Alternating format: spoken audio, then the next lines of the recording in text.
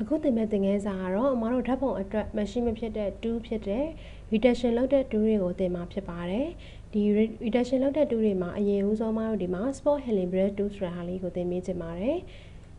spot Hillenbrand 2ကိုဘယ်ခါမှာသုံးလဲဆိုလို့ရှိရင်ပုံမှန်ရှိနေတဲ့အဆက်အပြောက်တွေကိုလျင်မြန်စွာဖယ်ရှားပေးတဲ့ခါမှာသုံးပါတယ်အဲ့တော့အမတို့သူနဲ့အသုံးပြုလို့ရမယ်ပုံလေးကိုတစ်ခုဖွင့်ထားပါမယ် project file ထဲမှာရှိနေတဲ့မှာ chapter 6ထဲမှာထည့်ပေးထားပါတယ်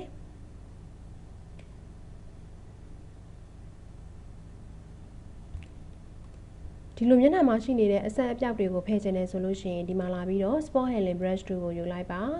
ပြီးတဲ့အခါမှာမတို့ဖယ်ချင်တဲ့နေရာလေးကို mouse နဲ့ဖိပြီးတော့နှိပ်လိုက်မယ်ဆိုလို့ရှိရင်အလွယ်တကူလျင်မြန်စွာပြောက်သွားပြီဖြစ်ပါတယ်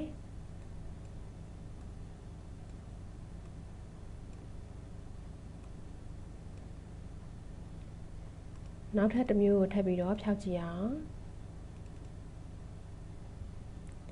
တကယ်လို့မောင်ရဲ့ပုံမှန်ရှိနေတဲ့အဆက်ပြောက်လေးကကြီးနေမယ်ဆိုလို့ရှိရင်တော့ဒီမှာ၄တောင်ပုံလေးကို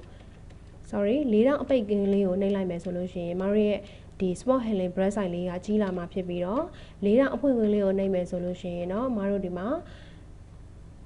spot Hillenbrand 2ရဲ့ site လေးကတီးသွားမှာဖြစ်ပါတယ်အခုဒီမှာလာပြီးတော့ spot Hillenbrand 2ကိုယူပါမယ်ပြီးရင်မိမိဖြောက်မဲ့နေရာလေးမှာ mouse နဲ့ဖိဆွဲလိုက်မယ်ဆိုလို့ရှိရင်ပုံထဲမှာရှိနေတဲ့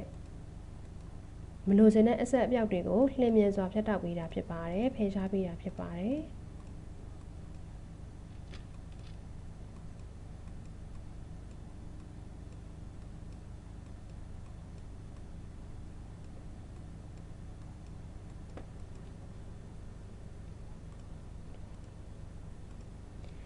နောက်တစ်ခု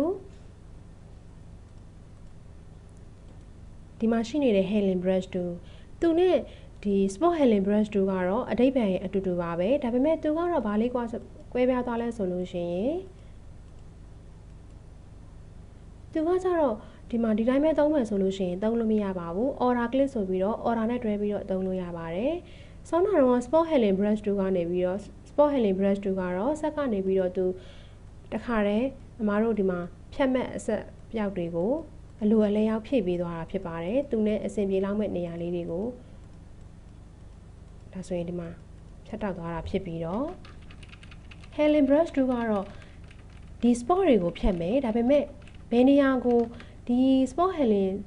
ဒီအစားထိုးမဲ့ area ကိုကိုယ်တိုင်သတ်မှတ်ရမှာဖြစ်ပါတယ် Hillenbrand 2ကိုယူပါမယ်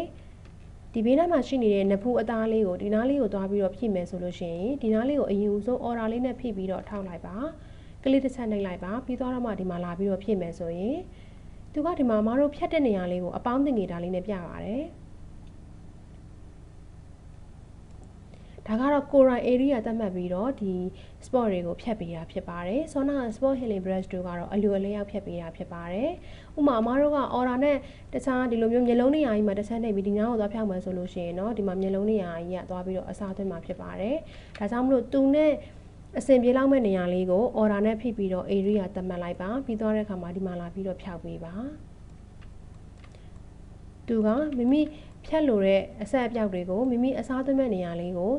မိမိကိုယ်တိုင်သတ်မှတ်လို့ရပါတယ်။ order လေးနဲ့ဖိပြီးတော့လိုက်ပြီးတော့သတ်မှတ်လို့ရပါတယ်။အခုဒီမှာ order က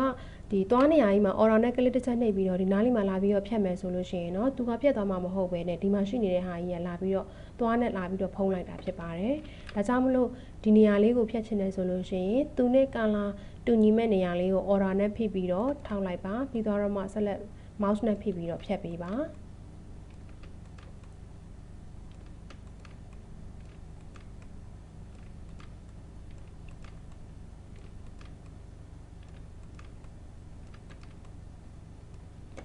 ပုံမှန်အားဖြင့်တော့အမတို့ spot Hillenbrand 2နဲ့သုံးတာပိုများပါတယ် Hillenbrand 2ကတော့ order နဲ့တွဲပြီးသုံးရတဲ့အတွက်ကြောင့်မလို့အချိန်ပိုကြာစေပါတယ်